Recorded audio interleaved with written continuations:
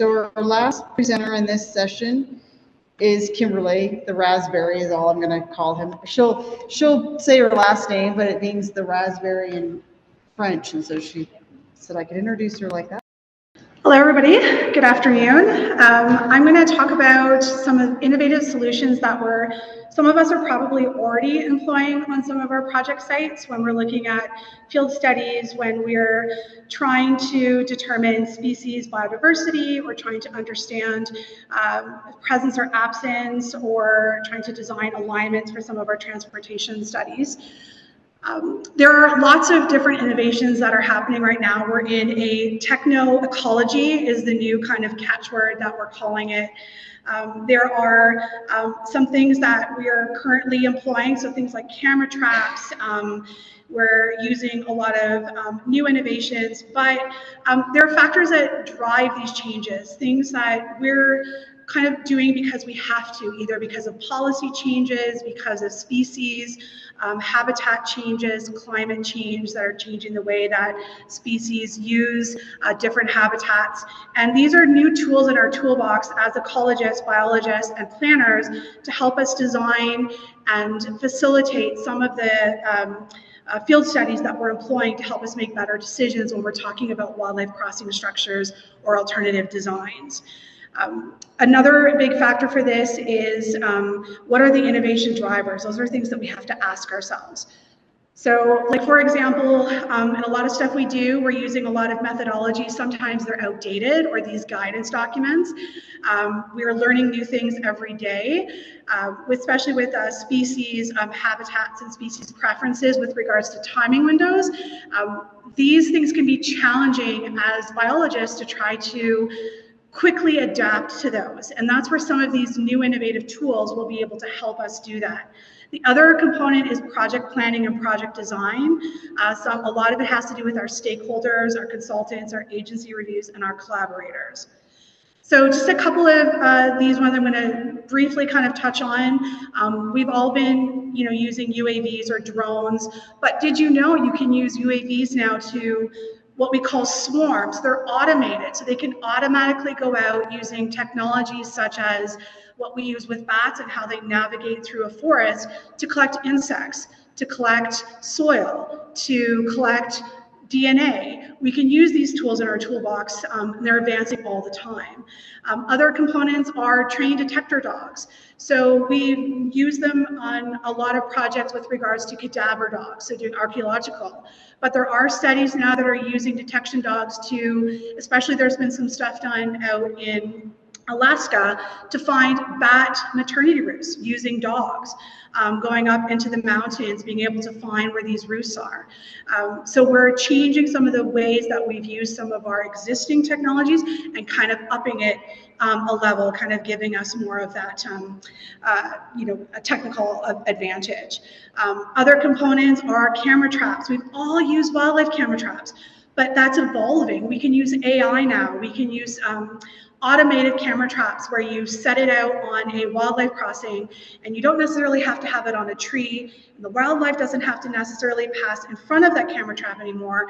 We can set it up so it's automated. It can do species ID, and maybe it's only going to detect that great, the bighorn sheep, or only the moose, or only the elk. We're changing how we do those innovations now. And some of those are being employed on projects as we speak. The other component is our acoustic detectors. Again, we're upping that level. We can change how we're doing our species detections, not just for bats anymore, but insects, even some of our marine ecology, using AI, 3D model rendering. We can do all of those types of things. And the new and fun one that everyone has probably kind of touched on a little bit is environmental eDNA. So imagine you're doing a project and you have a fox snake and you're trying to determine its hibernation site, or where it's nesting or egg laying, and you can't send out field staff. You can't meet that timing window. What if you could use air DNA? What if you could use a modified shop vac with a portable battery that you can easily carry out and suck up the DNA from inside the cavity? That is happening. People are doing that. We are modifying how we approach how to detect species and presence absence surveys.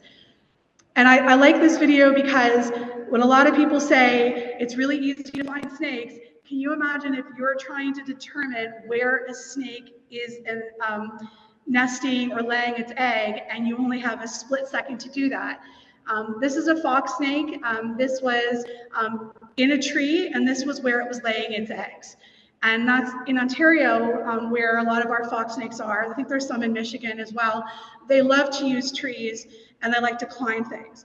But I would never have believed that happened. But what if you could take, I said, an modified air device up inside that tree and say, oh, there's fox snake in there. Maybe I should go back and do further surveys. But eDNA is not without its challenges. Remember, eDNA is environmental DNA. It is not collection of guano, it's not DNA, it's air, soil, water. So it's not intended to replace what we're currently doing right now, it's another tool in our toolbox.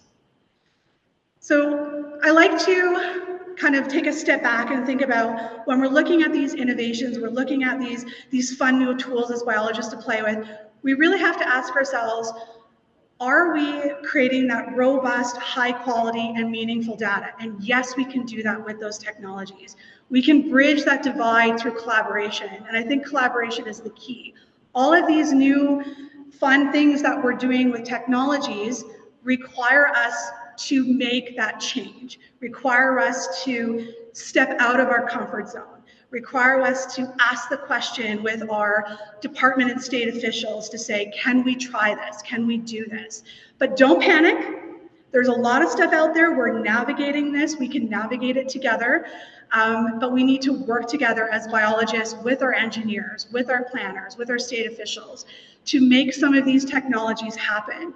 Because if we don't, we're not going to get the benefit of what they can provide for us.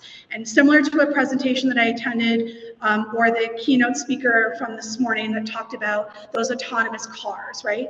How they're here, they're now, they're being used, but we need to be thinking about how that's going to happen to road mortality with snakes and turtles and things. We can do that with our technology, we can do that with our advances today. So I am here throughout the conference if you have any questions. I know that there's a lot to kind of pull into a very short time period, but I'm happy to discuss those with you. And I'm excited to talk about all the fun new tools in our toolbox.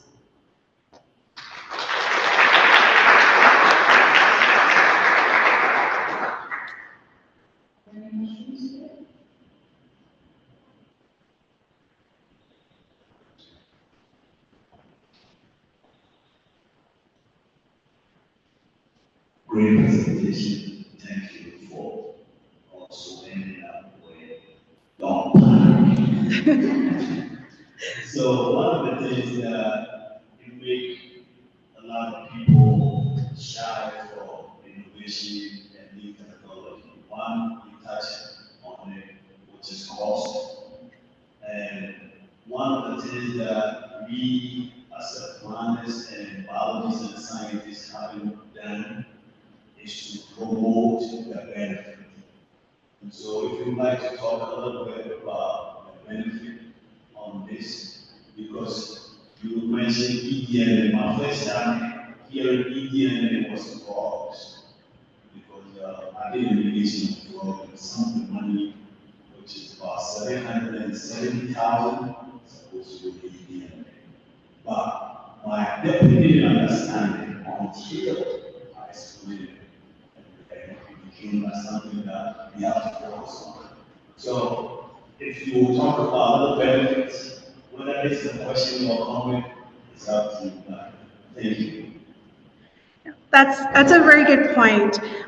It's that upfront cost versus that long-term gain.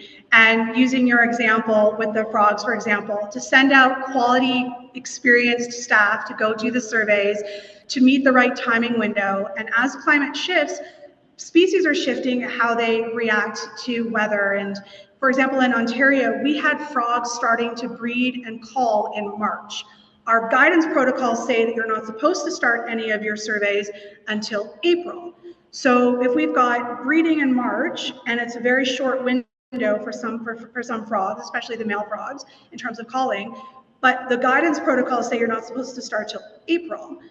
Using a tool like eDNA, yes, that initial upfront cost, but you don't have project delays. You don't have to wait 2 months or 3 months to do a frog survey. You don't have to wait to have that initial data.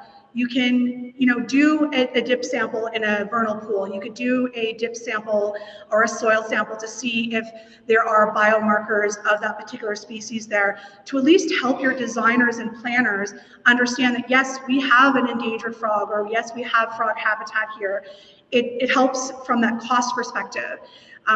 What I've been finding, talking with other colleagues and experts in the field, the cost is actually negligible. And unfortunately, a lot of these cost benefit analysis are currently in the state of being written up, and a lot of them are unpublished. So if you need some connections, feel free to reach out. I can connect you with some people that have done these cost estimates to look at eDNA and regular field surveys. And most times it comes out cheaper to do those types of upfront studies. Thank you.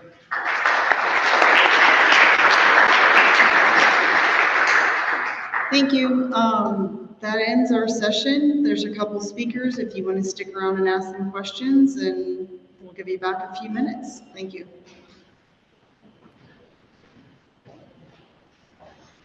I didn't yet. That's okay. I can do it.